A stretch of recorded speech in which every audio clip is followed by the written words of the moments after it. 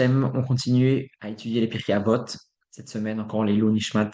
Mon grand-père, bientôt, c'est les Shloshim, les 30 jours, que c'est Mishnayot. L'élève de plus en plus. Et donc, on continue le chapitre 5, Mishnah Vav, Mishnah 6. Ce Pérec donc continue à parler des chiffres. On a commencé avec le numéro 10, les 10 paroles, les 10 épreuves d'Abraham. Et maintenant, encore quelque chose qui est lié au numéro 10, les 10 choses qu'Akadosh Baruch Hu a créées juste avant Shabbat.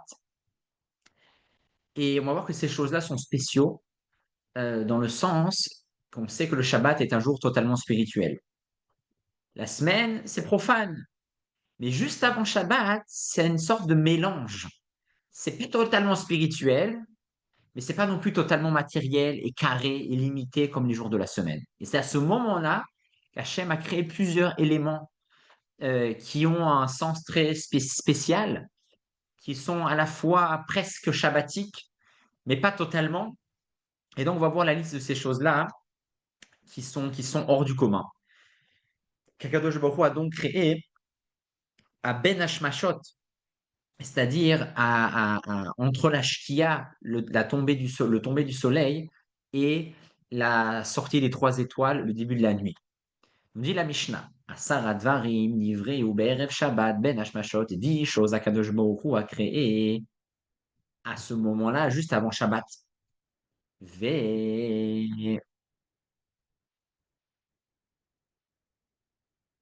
Ve'elouen. Et voici la liste de ces choses-là. Premièrement, Pi'aretz, la bouche de la terre.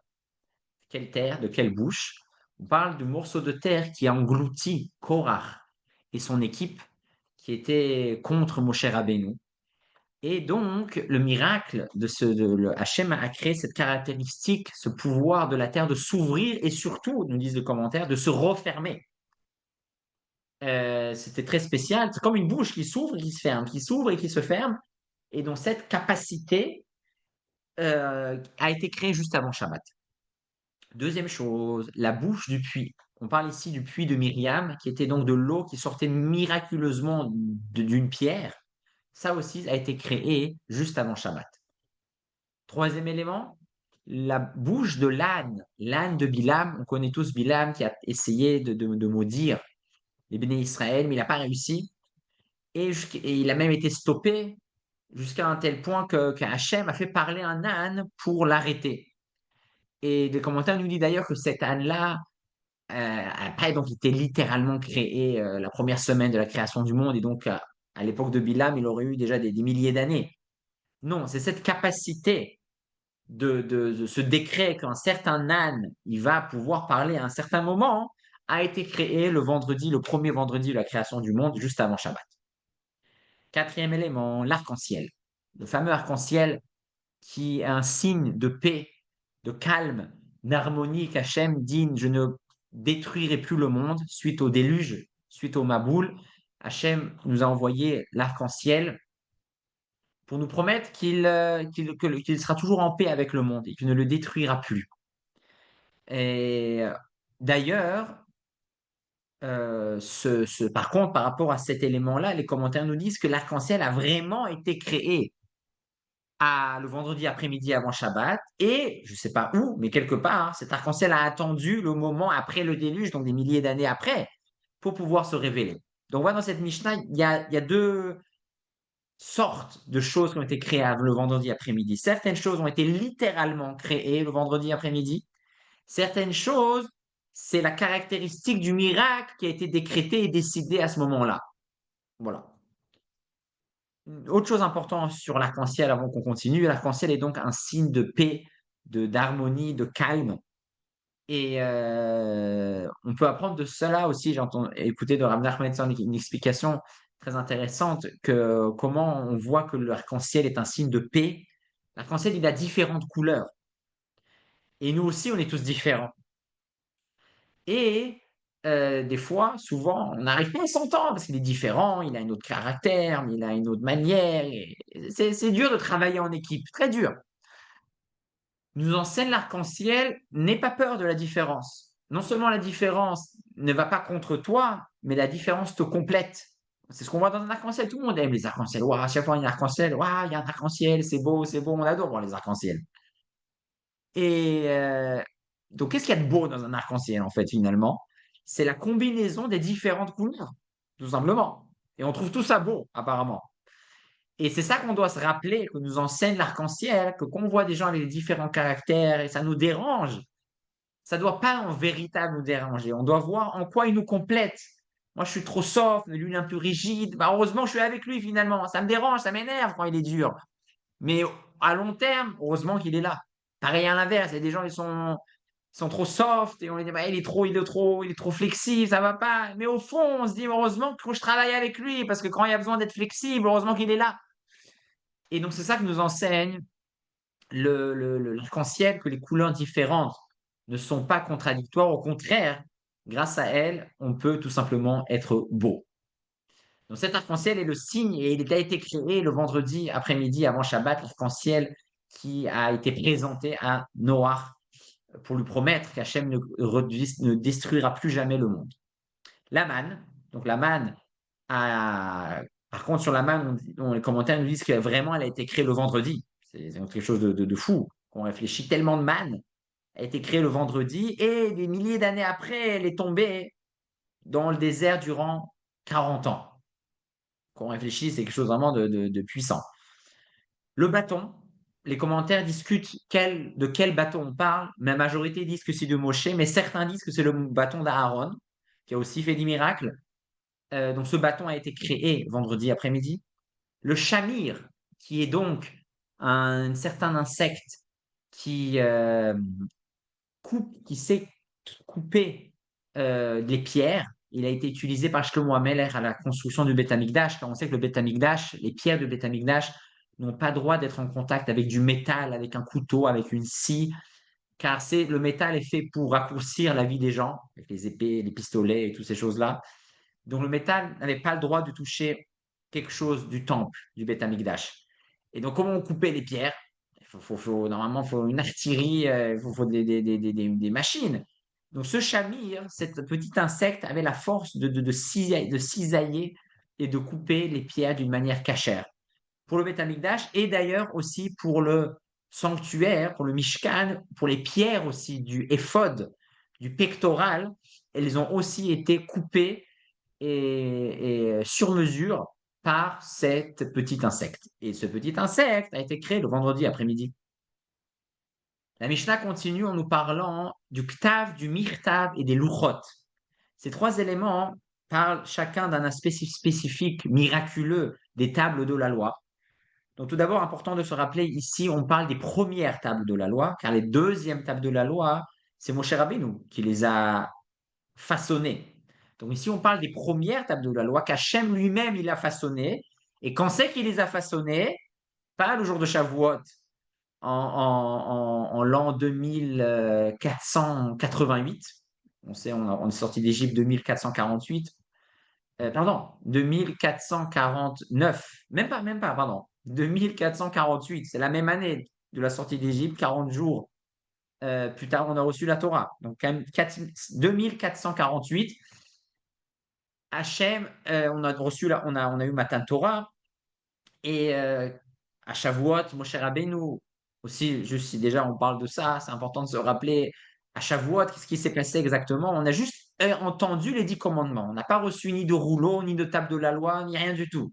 C'est ce qui s'est passé le 5 Sivan, 49 jours, Sfirat HaOmer, 49 jours après être sorti d'Égypte, on a entendu les 10 commandements.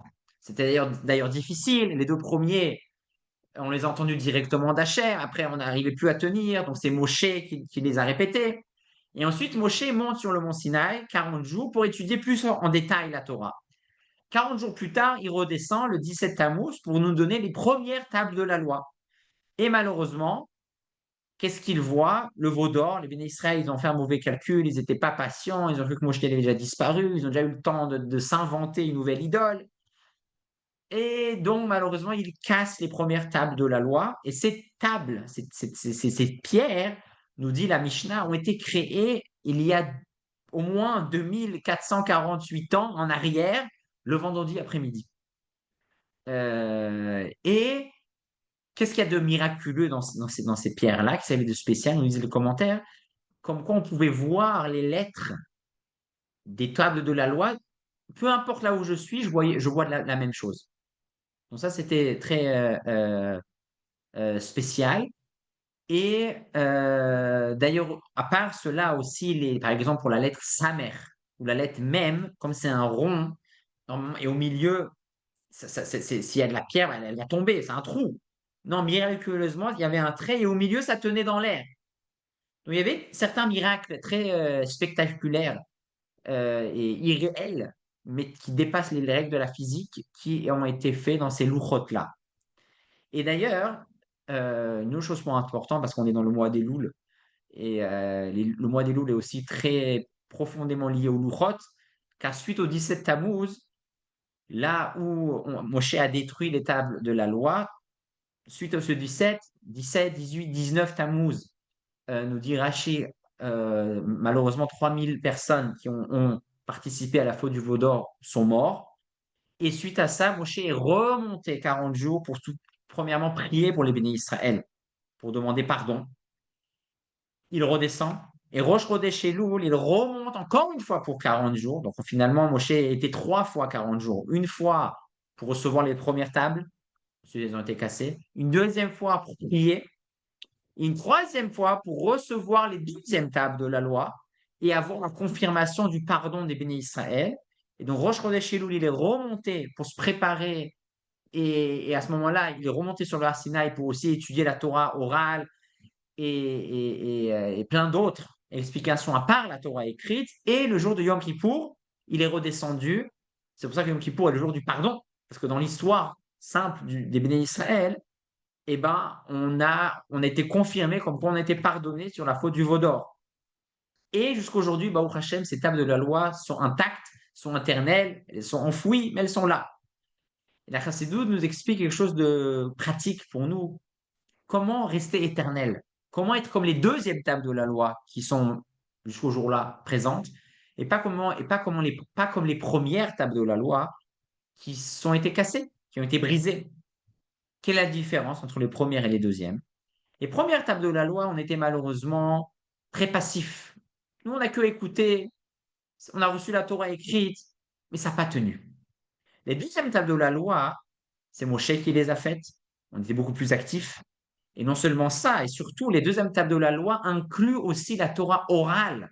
La Torah orale symbolise, elle est tout simplement la sagesse des sages, par inspiration divine, évidemment, mais c'est la sagesse des sages, des chachamim, du peuple, qui développe la Torah écrite. Et de là, on peut apprendre un secret de comment garder ce qu'on étudie, comment garder en nous quelque chose d'éternel. C'est quand je rajoute quelque chose d'une manière personnelle. Si je fais que copier-coller, il m'a dit ça, je répète. Mais je rajoute pas ma touche personnelle. Je rajoute pas comment moi j'ai compris. On ne doit pas inventer. Rester dans l'esprit de ce qu'on a étudié, mais je donne mon avis, je donne un exemple dans ma vie. Toutes ces choses-là font que la chose va être gravée dans mon esprit pour toujours, à l'image des deuxièmes tables de la loi. Donc ça, c'est quelque chose d'important. Et là, on est dans le mois des loups, donc on est dans la préparation à recevoir les deuxièmes louchot. Donc c'est vraiment d'actualité que ce mois des loups, on doit tous non seulement étudier la Torah écrite, la Torah orale, mais on doit essayer de donner un goût personnel à ce qu'on fait, quelque chose d'innovatif qui est lié à nous, que nous, on a trouvé en restant dans les règles de la Torah, évidemment. Et c'est là qu'on peut toucher quelque chose d'éternel, comme les deuxièmes tables de la loi. Termine cette Mishnah, les derniers éléments. Certains disent que aussi les démons, les mauvais esprits ont été créés le vendredi après-midi, ainsi que la tombe de Moshe Rabbeinu, qui d'ailleurs sur cette tombe, elle était aussi miraculeuse, parce qu'on ne savait pas exactement où elle était. Et des gens, ils étaient en bas, ils voyaient qu'elle était en haut. Ceux qui étaient en haut, ils voyaient qu'elle était en bas. C'était très aussi un peu au-dessus des lois de la nature. Le bélier que Abraham a offert à la place de son fils Yitzhak, ce fameux bélier euh, qui a remplacé Yitzhak, le corps pour la Kedat Yitzhak, il a aussi, encore une fois, sur ce coup-là, les Rachamim nous disent, c'est pas qu'il a été créé il y a 2000 ans en arrière, sinon il serait trop vieux. bien que ça serait aussi possible en théorie. Non, le bélier avait l'âge qu'il avait, il est né naturellement, mais cette caractéristique d'être choisi, il a déjà été choisi, comme quoi ça sera ce certain bélier qui va être choisi pour remplacer Yitzhak. Et certains disent que une certaine tzvat bitzvat asuya, c'est une, je sais même plus comment dire ça, une, ce qu'on tient en général pour, qu'on fait des grillades. On tient comme une sorte de quelque chose en métal avec pour attraper les braises ou la viande ou retourner cet outil, comme une grande fourchette, on va dire ça comme ça. Et nous dit la Mishnah que la première a été créée le vendredi après-midi. Pourquoi? Car pour créer un ustensile pareil, on utilise avec le feu, on a besoin du feu. Ça se fait jusqu'aujourd'hui à chaud. C'est du métal, ça se travaille à chaud. Mais pour tenir cette grande cuillère, il faut en avoir une autre. Je ne peux pas la tenir avec la main. Je vais me brûler sinon. Donc on est obligé d'en avoir une autre. Et donc, cette autre, la première a obligatoirement été créée par Hachem, parce que sinon on ne peut pas tenir, c'est trop chaud. Et donc c'est ça ce que nous dit la Mishnah, que la première cet ustensile de cuisine ou d'artillerie ou de garage, vraiment, elle a été créée aussi le vendredi après-midi. Excusez-moi pour ne pas me rappeler le mot, Bezrat Hashem. J'espère que vous avez bien compris. Le Meiri, un des Rishonim, qui a vécu en France d'ailleurs, Rabbi Menachem Meiri, dans le sud de la France, il y a 700 ans, en 1300, un des commentaires connus, Meiri, explique qu'en fait aussi dans cette liste des éléments qui ont été créés le vendredi après-midi, il y a ici le fondement de la Emouna, de la croyance juive.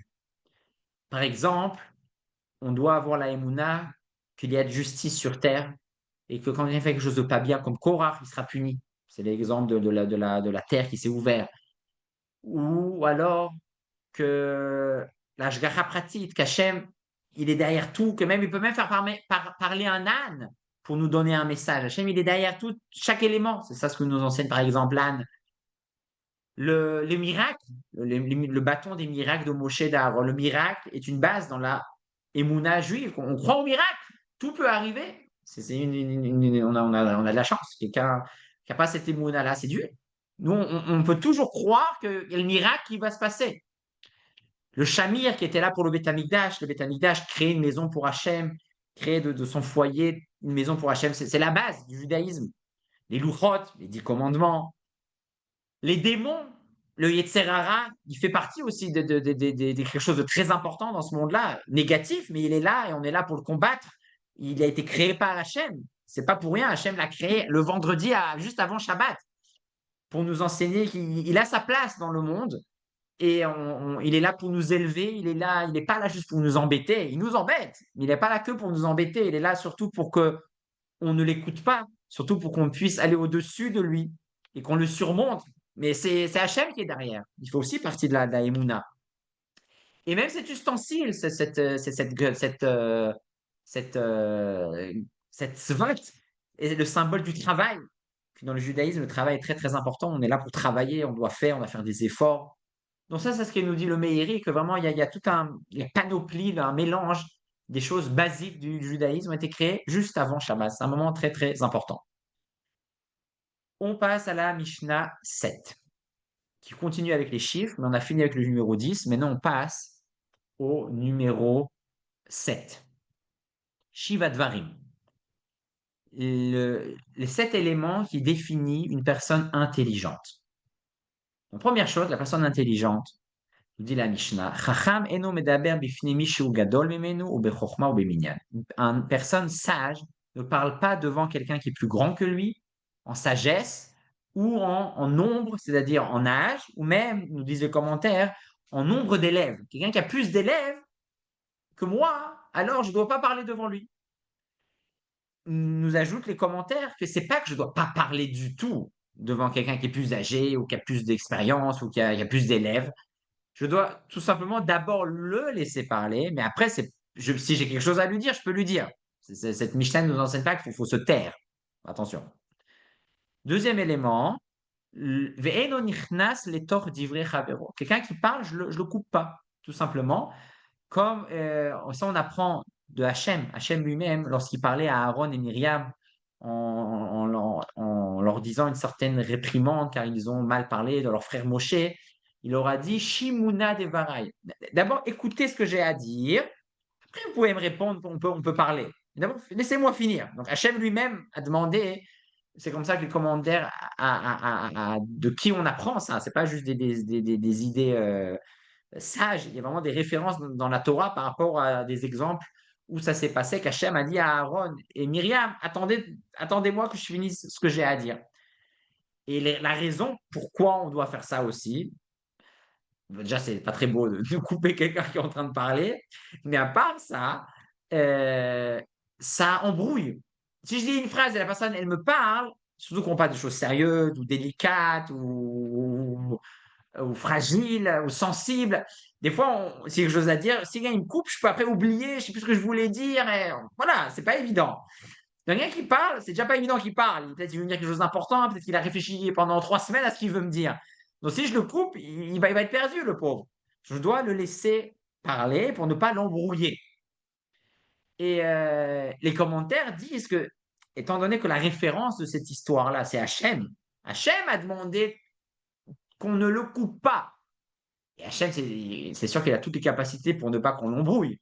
Mais si déjà Hachem lui demande ne me coupez pas, à plus forte raison, entre êtres humains, on ne doit pas couper l'eau parce que nous, c'est sûr qu'on est beaucoup plus sensible et beaucoup plus fragile à s'embrouiller. Si quelqu'un il me coupe en plein milieu de ma phrase, non, il parle quand il parle, on attend, tu as fini. Maintenant, je peux rajouter ou poser ma question ou dire ce que j'ai à dire. Troisième élément, veheno nivahal ele hashiv. On ne doit pas répondre rapidement. Non, prendre son temps de réfléchir et de répondre. Shoel ka'inyan ou meshiv ka'alacha. Lorsque je pose une question à quelqu'un, je dois essayer au mieux de poser la question à la personne lorsqu'il est encore en train de s'occuper, d'étudier, d'être investi dans le même domaine. Ça, c'est un signe de sagesse. Parce que si je veux vraiment une information, si je veux vraiment parler quelque chose avec quelqu'un, le mieux, c'est de parler avec la personne lorsqu'elle est investie ou elle est en train d'étudier ce sujet. Et de ça, on apprend aussi d'ailleurs d'une histoire de la Torah, lorsque le béni Israël était impur, il voulait quand même offrir le Korban Pessah. Ils ont demandé à Moshe la question comment on fait, nous on est impur, on peut pas, on voudrait quand même. Ils nous disent le commentaire de quel jour c'était. C'était la veille de Pessah. La veille de Pessah, ils n'ont pas demandé 2 mois avant. Parce qu'ils étaient impurs 2 mois avant, ils n'étaient pas encore impurs. C'est vraiment le jour même, ils s'en rendent compte, je suis impur. Qu'est-ce que je fais? C'est une question. Et donc de là, Moshe était en train d'enseigner, d'étudier la halachot de Pessah. Et c'est à ce moment-là qu'ils ont posé la question. De là, on apprend que lorsque quelqu'un est investi dans un certain domaine, c'est le moment où il faut lui enseigner cette chose-là. Élément suivant, Veomer al Rishon Rishon, Valacharon Acharon. Je dois dire, lorsque quelqu'un il me pose une série de questions, 1, 2, 3, 4, 5, je dois répondre aussi 1, 2, 3, 4, 5. De qui on apprend ça, pareil, d'une discussion, d'un dialogue entre Hachem et Moshe. Lorsque Hachem a dit à Moshe, mais qui je suis pour délivrer les bénis Israël? Première question. Deuxième question, mais quel est le mérite des bénis Israël pour sortir? Hachem lui a répondu dans l'ordre. Première réponse à ta première question. Moi, je suis avec toi.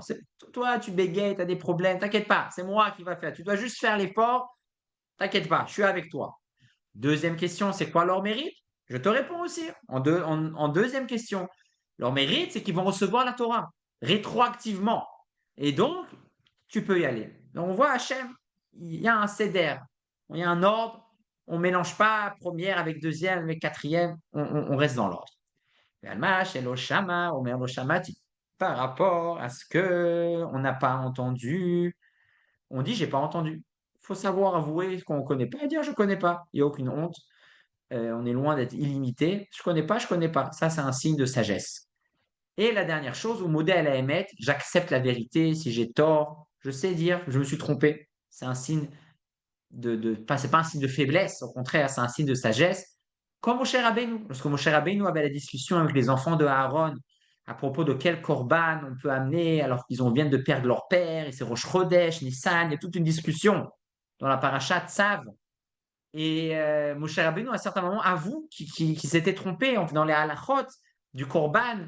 Et il accepte tout simplement son erreur. Donc, on apprend de lui sa sagesse que l'on doit aussi savoir dire lorsqu'on s'est trompé et avouer la vérité. Il termine la Mishnah Vechilufehen bagolem. Et l'inverse de tout ce qu'on a dit, c'est la personne qui est golem, c'est-à-dire c'est pas dire bête, golem. Golem, c'est quelque chose qui est pas fini, comme le golem. C'est un être humain, c'est une forme, c'est une créature, mais il a pas une tête, c'est un gros morceau comme ça. C'est ça quelqu'un qui est pas sage. Il n'est pas raffiné, il est pas fini. Voilà, il parle, il dit les choses, mais il est pas fini, comme un golem. Donc quelqu'un qui est pas fini, ben, il va être tout le contraire des 7 éléments qu'on a cités, qu'on vient de citer. Et d'ailleurs, la Mishnah ne répète pas tout, car elle préfère rester positive. Elle dit qui est le sage, et là, on comprend tout seul. Ce qui est le contraire de ça, ben, tout simplement, c'est un golem, il n'est pas sage. Chaim, qu'on soit tous des sages et pas des golems. Mishnah 8. Shiva mine pouraniot. Donc cette Mishnah continue avec le chiffre 7. Cette fois-ci, nous parle de 7 punitions qui sont suite à 7 sortes de fautes. On sait clairement que dans la Torah, il n'y a pas de punition simplement pour te punir. Hachem, quand il punit, il nous nettoie. Il ne nettoie pas pour qu'on comprenne, pour qu'on s'améliore. C'est une amélioration, une punition. Des fois, on ne comprend pas le langage normal. Donc, Hachem utilise le langage un peu ou plus, qui fait mal, mais pas pour nous faire du mal. Si c'était possible de ne pas faire du mal, il ne nous ferait pas du mal. Ça, c'est sûr. Mais quand on a mal, c'est que Chas Shalom, on ne comprend pas sans. Donc, ça arrive. Ça peut être des fois des tikkunim de d'autres générations, des gilgulim. Mais voilà, il n'y a pas de punition pour punition. Et donc, la Mishnah nous cite, nous mentionne certaines fautes qui amènent certaines punitions. Premier cas. Miktsatan me'asrin ou miktsatan enan me'asrin. Rav shel batzoret ba'a, miktsatan revim ou miktsatan sveim. Lorsque quelqu'un ne donne pas le maaser, et parmi le peuple, certains donnent le maaser, les 10%, certains ne donnent pas les 10%. Alors à ce moment-là arrive aussi une famine, mais qui n'est pas totale, qui n'est pas complète. Certains auront à manger, certains n'auront pas à manger, à l'image de la situation que certains donnent le maaser et certains ne donnent pas le maaser. Juste pour rappeler à nous tous, qu'est-ce que le maaser, surtout à l'époque, lorsqu'on avait un champ, on devait tout d'abord donner la trouma, c'est-à-dire 2% au Cohen. On va s'imaginer, j'ai 100 pommes de terre, les 2 premières, c'est pour le Cohen. Suite à ça, je me retrouve maintenant avec 98 pommes de terre, je dois donner 10% au Lévi, ce qu'on appelle le maaser rishon. Et donc, je donne pas 10 pommes de terre, parce que j'en ai plus 100, j'en ai 98. C'est pour ça que d'ailleurs, c'est très important de respecter l'ordre de ces prélèvements, parce que sinon, on ne donne pas la bonne quantité. Donc, après avoir donné les 2 premières pommes de terre, et qu'il m'en reste 98, je vais donner 9,8 pommes de terre au Lévi. Il a sa part, c'est son maaser, les Lévi'im, les Kohanim, travaillent au Beth Amikdash principalement, ils n'ont pas d'activité, ils ont de business, ils ne gagnent pas de l'argent comme tout le monde normalement. Il faut bien qu'ils vivent. Donc, c'est comme ça qu'Hachem a ordonné qu'on leur donne le maaser. Suite à ça, il y a ce qu'on appelle le deuxième maaser et ou, enfin plutôt, ou le maaser ani, le maaser des pauvres. De quoi il s'agit? Alors là, entre en jeu la Shemitah, le cycle des 7 années. On connaît tous que pendant 6 ans, on travaille, la 7e année, la terre se repose. Et ce cycle est très important aussi pour compter les années et savoir est-ce que je vais donner le maaser numéro 2 ou le maaser des pauvres. Je m'explique. Le maaser, le premier maaser, on le donne toujours. Les 10% au Lévi, peu importe quelle année on est, on doit le donner.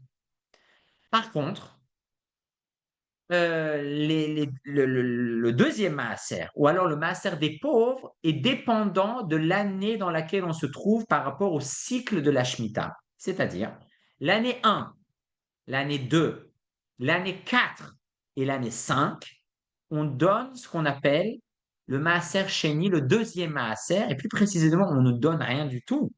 On prend encore 10% sur ce qui reste des pommes de terre, et on ne doit pas les donner à personne, on doit les prendre avec nous, aller les manger à Yerushalayim. La raison était pour donner de la vie, pour donner de la vie à Yerushalayim.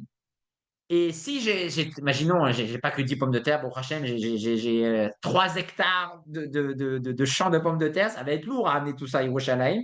À ce moment-là, on peut vendre ces pommes de terre, prendre la valeur des 10%, et avec cet argent, acheter des choses à Yerushalayim. Donc, on voit, c'est pour faire vivre aussi le commerce de Yerushalayim qu'il y avait qu'il y a cette mitzvah. Mais encore une fois, donc c'est pas, je ne dois pas le donner à quelqu'un, je dois juste le consommer à Yerushalayim. Mais ça, durant l'année 1, 2, 4, 5. Par contre, l'année 3 et 6 du cycle des 7 ans de la Shemitah, l'année 3 et 6, il n'y a pas le maaser qu'on mange à Yerushalayim, mais à la place, il y a ce qu'on appelle le maaser ani, le maaser qu'on donne aux pauvres. C'est-à-dire, ce maaser, ce n'est pas pour le Lévi, ce n'est pas pour le Kohen, c'est pour les pauvres. On doit donner 10% aux pauvres. Donc, les gens, si on ne respecte pas tous ces mitzvot-là, malheureusement, la famine arrivera. Deuxième catégorie. Gabru shel ole aser, ra'av shel mehuma veshel batzoret ba. Si personne donne le maaser. Dans le premier cas, certains donnent pas. C'est pour ça que la famine était aussi du ciel. Par contre, si personne ne donne le maaser, les gens ne veulent plus donner. Alors là, ça sera une famine beaucoup plus puissante qui malheureusement aura lieu. Les commentaires disent que les gens ils sont tellement dans des difficultés, il y aura de la famine parce que c'est pas que ça ne pousse pas, ils n'auront même pas le temps de planter, tellement ils auront des problèmes et la guerre à droite, à gauche. Si on ne plante pas, il n'y a pas grand-chose qui va pousser. Donc, c'est même plus un problème d'eau ou de pluie. On n'a même pas commencé le processus. Chas shalom. Troisième catégorie, nous dit la Mishnah, Veshelo, Litol et Achala. Si à part le fait que je n'ai pas donné le Maaser et Trouma et toutes ces choses-là, à ce moment-là, ne donne même pas la challah. Challah, lorsqu'on prépare la pâte pour faire la challah, pour faire le pain, on doit donner une partie de la pâte au Kohen. C'est un autre cadeau qu'il devait recevoir. Si on ne donne même pas ça, alors là, ça sera vraiment, nous dit la Mishnah, Rav shel Kalaya Ba'a. Une famine de destruction, que même les fleuves ou les rivières vont sécher. Donc, c'est encore un autre niveau. Quatrième punition, Dever, la peste.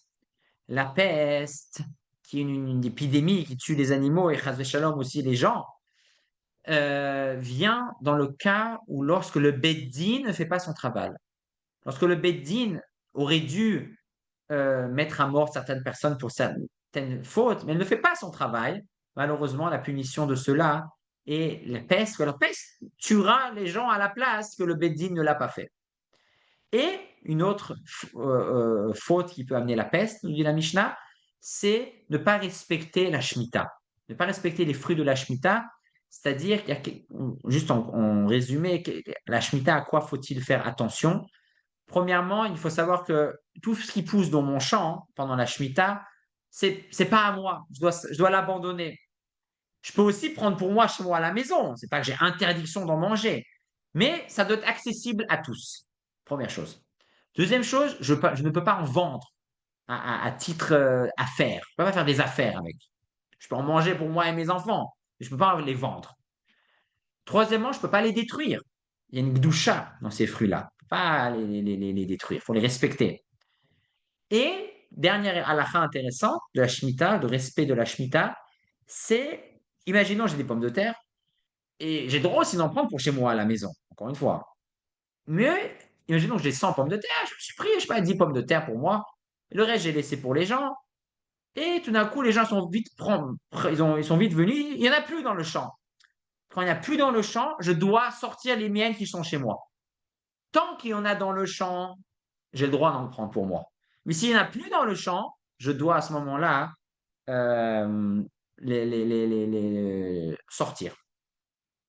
Ça, c'est le quatrième cas. Cinquième cas, Rerev ba'al haolam al inu yadin va'al ivut adin va'al amur im batorah shelo halacha. L'épée, donc la guerre c'est une punition.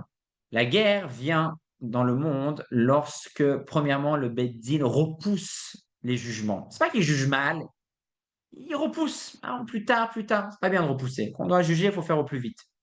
Ou alors il juge mal, il voûte à din, il juge tordu. Pas bon. Valamurim batorah shelo kehalacha, ou alors il enseigne la Torah pas comme il le faut. Il enseigne des choses fausses, des choses qu'ils ne connaissent pas. C'est aussi à cause de ça peut malheureusement arriver la guerre. Ça, c'était la Mishnah 8. Et la Mishnah 9 continue, termine avec les deux dernières punitions, parce qu'on n'en a parlé que de 5, et on a dit qu'il y en a 7.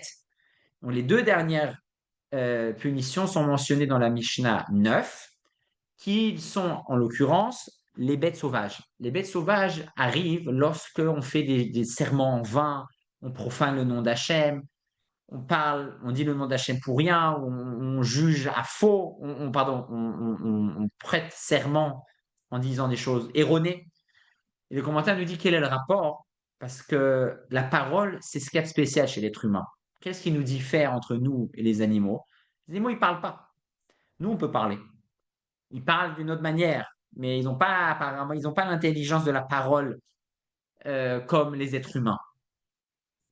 Et donc, lorsque je utilise ma parole d'une manière négative, à ce moment-là, je suis comme un animal, finalement, parce que je n'utilise pas ma parole comme il le faut. Donc, si je suis comme un animal, les animaux, ils n'ont plus peur de moi, car Hachem a créé quelque chose que lorsque les animaux ont peur de l'être humain, tant que c'est un être humain. Mais si on n'est plus des êtres humains, à ce moment-là, ils nous voient, ils nous regardent comme des autres animaux. De la même manière qu'ils peuvent s'attaquer, s'entremanger les uns avec les autres, les animaux. Si je perds le côté humain, le côté spécial en tant qu'être humain que j'ai, je suis comme un animal. Et à ce moment-là, les animaux ne vont plus me respecter et vont, chas shalom, ils vont nous attaquer. Donc la parole, très, très importante. Et la dernière, c'est l'exil. L'exil vient suite à la Vodazara, l'idolâtrie. L'idolâtrie, comme le Chassidut nous dit, c'est pas juste se prosterner devant une pierre ou une idole ou un tableau. L'idolâtrie, c'est de croire quelque chose d'autre à part Hachem, important, qui décide. Et de nos jours aussi, bon, Hachem, personne ne se prosterne devant des idoles, mais l'idolâtrie est toujours présente, même d'une manière presque plus forte. Il faut se rappeler qu'Hachem est derrière tout. Et quelqu'un qui fait la Vodazara, il va être en exil. Tout simplement, c'est aussi logique, nous disent les commentaires, car l'exil en dehors de notre terre se trouve des gens qui font Avodazara. Donc, si moi je fais Avodazara, je vais être rejeté de la terre sainte qui symbolise l'unité d'Hachem. Et donc, si je fais Avodazara, je vais me retrouver en diaspora, en exil, avec d'autres personnes qui font aussi Avodazara. Et aussi, suite à immoralité, meurtre, ou alors ne pas respecter la Shemitah, c'est aussi une faute qui amène à l'exil. Et la Mishnah 9 termine avec une précision qui suit à ce qu'on a étudié avant, que ces punitions-là arrivent vraiment suite à la faute. C'est-à-dire, par exemple, nous dit la Mishnah, on a dit que la quatrième année, c'est l'année où on donne, c'est l'année qui suit la troisième année dans le cycle de la Shemitah. Et on dit la troisième année ou alors la sixième année, c'est l'année où on doit donner normalement le maaser aux pauvres. Et si je ne fais pas cette mitzvah de donner ces 10% aux pauvres, nous dit la Mishnah que l'année d'après, c'est-à-dire la quatrième ou alors la septième, c'est là où je vais être puni de ce qu'on a mentionné ensuite. C'est-à-dire l'année qui suit. Si la troisième année, je n'ai pas donné ce qu'il faut, la quatrième année, je vais payer pour ça. Si la sixième année, je n'ai pas donné ce qu'il faut aux pauvres, la septième année, je vais payer pour ça. Si je n'ai pas respecté l'année de la Shemitah avec les fruits, etc., la septième année, eh ben, c'est à la fin de la septième année, donc la huitième année, que je vais payer pour ça. Et termine la Mishnah, on sait qu'il y a aussi d'autres mitzvot qui sont ça chaque année. Pour les pauvres, c'est par exemple quelqu'un qui fait tomber un épli de blé en le ramassant, il doit le laisser pour le pauvre. Ou alors ce qu'on appelle PA. On doit toujours laisser un coin dans notre champ pour le pauvre. Ça, c'est tout le temps. Et à quel moment de l'année ces mitzvot sont mis en avant et sont possibles d'accomplir? C'est surtout après Sukkot. Juste à la période de Sukkot, avant Sukkot, parce que Sukkot, c'est la fin de l'été. Voilà, bientôt ça approche, Sukkot arrive dans un mois et demi, et on sent déjà que l'été se termine, l'hiver approche. Et donc bientôt, l'été, c'est là où on travaille dans les champs, où il a fait sec, on coupe la récolte. Après, en hiver, on ne travaille plus dans les champs. En hiver, on attend que l'hiver passe. Et donc maintenant qu'on a fini tout ce qu'il y a à faire dans le champ, on doit donner le coin et toutes les mitzvot. Et donc si quelqu'un, jusqu'à Sukkot, n'a pas fait ce qu'il devait faire avec les pauvres, et maintenant la saison est terminée, bah, c'est juste après Sukkot qu'il va payer pour cela. Les attachés qu'Hachem nous donne les possibilités de donner tout ce qu'il faut donner et de ne pas recevoir toutes ces choses. Au contraire, qu'on reçoive toutes les brachot pour tout ce qu'on va donner. Dernière Mishnah pour aujourd'hui, la Mishnah 10. Cette Mishnah nous parle de 4 manières de voir les choses qu'on a ou qu'on n'a pas. Donc maintenant, on a fini avec le chiffre 10, avec le chiffre 7. Maintenant, on passe au chiffre 4. Le chiffre 4, première chose, nous dit la Mishnah, qu'il y a Arba Midot Ba'adam, il y a 4 catégories de personnes. Celui qui dit Sheli, Sheli, Veshelcha, Shelcha. Ce qui est à moi, c'est à moi. Ce qui est à toi, c'est à toi. Premier avis de la Mishnah, ça, c'est le Mida Benonit. C'est l'homme moyen. C'est à moi, c'est à moi. C'est à toi, c'est à toi. Ni méchant, ni gentil. Normal, correct. Par contre, Yesh Omrim, dit la Mishnah, certains disent non, non, non, non, ça, c'est pas correct. Zemidat Zdom. Ça, c'est les gens de Zdom. Zdom et Amora, Zdom et Gomorre. Et sur ça, les commentaires, qu'est-ce qui se passe? Il a dit ça, c'est à moi, c'est à moi, c'est à toi, c'est à toi.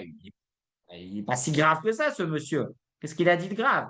Il est correct. C'est à moi, c'est à moi, c'est à toi, c'est à toi.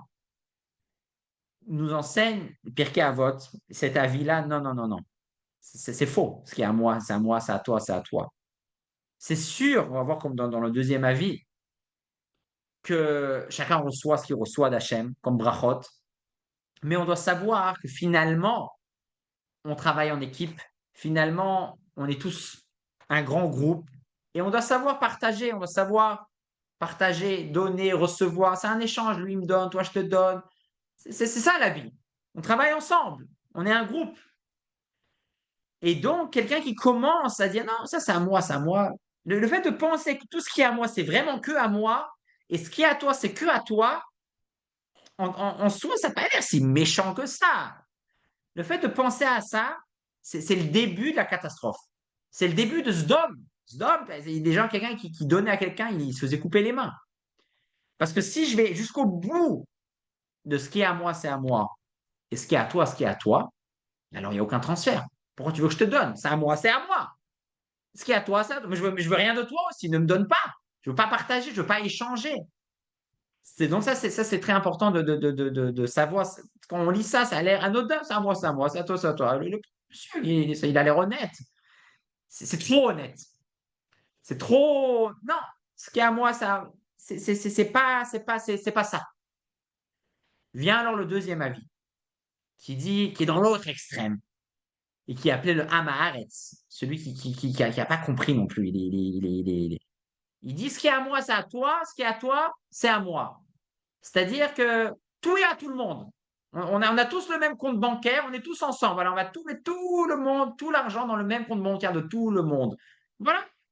Non, non, non, non. Ça aussi, dit la Mishnah, ça aussi, c'est faux. Chacun, on a quelque chose et on doit le partager, on doit l'utiliser, on doit l'utiliser, ça tourne. Mais de dire qu'on, que c'est tout le monde est pareil, tout le monde est ensemble, un peu le système communiste qui a en soi, c'est bon, wow, c'est à toi, c'est à moi, c'est à moi, c'est à toi, on est tous un, on est tous pareils. Ça a l'air magnifique de dire ça. Le deuxième Mishnah, c'est Amaharet. Ça, il a rien compris. Il n'a même pas commencé. Ça peut même être destructeur. L'histoire nous le raconte. Non. Chacun a sa chose. Mais il doit savoir, c'est pas 100% à lui. Et l'autre, il a sa chose, mais c'est pas 100% à lui. Mais officiellement, je peux pas dire, je peux pas commencer à aller chez toi et prendre une banane. Mais c'est aussi à moi, alors, la banane. Non, non, non, non, non, non, non. La banane, elle est à lui, il peut la donner, il devrait la donner, il doit savoir partager. Mais on doit quand même savoir qui est propriétaire, de quoi. Et là, on vient du troisième niveau, de Sheli Shelach ve Shelcha Shelcha. Ce qui est à moi, c'est à toi. Et ce qui est à toi, c'est à toi. Ça, c'est le chassid. Le chassid qui cherche surtout à donner. Et c'est pour ça qu'il dit ce qui est à moi, c'est aussi à toi. Je suis prêt à te donner, je suis là. Et ce qui est à toi, c'est à toi. C'est-à-dire, moi, je ne cherche pas vraiment à prendre de toi. Majoritairement, je suis un donneur. C'est ça le chassid du mot chesed, bien qu'il va aussi recevoir. Comme on a dit que finalement, on est, oui, un groupe. Mais lui, dans sa tête, principalement, il est là pour donner. C'est le chassid. Et le dernier, qui dit ce qui est à moi, c'est à moi, et ce qui est à toi, c'est aussi à moi. Alors lui, il va vraiment, il va vraiment fort en disant ce qui est à moi, bah, c'est à moi. Voilà. Et ce qui est à toi, c'est aussi à moi. Ça, encore, ça va pas dans les deux sens. Des fois, il y a des gens qui sont comme ça, ils ont des règles, mais ils les appliquent que à un sens. Mais ils ont des règles, des bonnes règles. C'est bon de dire Shelcha Sheli. Ce qui est à toi, c'est aussi à moi. Mais à ce moment-là, alors ce qui est à moi, c'est à toi. Ah non, non, non, non, non, non. Ce qui est à toi, c'est à moi, mais ce qui est à moi, c'est que à moi. Ça, c'est le rachat que lui, bah, il a un autre travail. Il a déjà comprendre il n'est même pas cohérent avec ce qu'il raconte. Et évidemment, voilà, il est là, tout tourne autour de lui, il est là que pour recevoir et pour garder. Bezat Hashem, on va résumer rapidement les Mishnahs qu'on a étudiés aujourd'hui. Donc, les 10 éléments que Hashem a créés le vendredi après-midi, la bouche de la terre de Korach, la bouche du puits de Myriam, la bouche de l'ânesse, l'arc-en-ciel, la manne, le bâton de Moshe, le shamir, les louchot. Certains disent les démons, la tombe de Moshe, le bélier d'Abraham, c'est cet ustensile pour attraper les braises ou la viande des grillades. La septième Mishnah nous parle des 6 éléments de la personne intelligente. Il ne parle pas devant quelqu'un de plus intelligent ou plus âgé que l'autre. Il ne coupe pas quelqu'un, il ne répond pas rapidement. Il se pose des questions dans le domaine dans lequel on se trouve. Il répond ordré, première question, deuxième question, première réponse, deuxième réponse. S'il dit qu'il ne sait pas, il dit qu'il ne sait pas, et il avoue la vérité. Les 7 punitions du numéro 7 par rapport au maaser, par rapport à la chala, par rapport quelqu'un qui ne juge pas, quand le bédi ne fait pas son travail, savoir utiliser bien sa parole, que sinon, à cause de ça, Shalom, les animaux vont nous sauter dessus, parce qu'à ce moment-là, on est comme des animaux. La Vodazara nous amène en exil. Et finalement, les 4 manières de voir qu'est-ce qui nous appartient. Les Hachem nous aide toujours à voir positivement et à partager. Et Bezat Hachem, à la prochaine fois.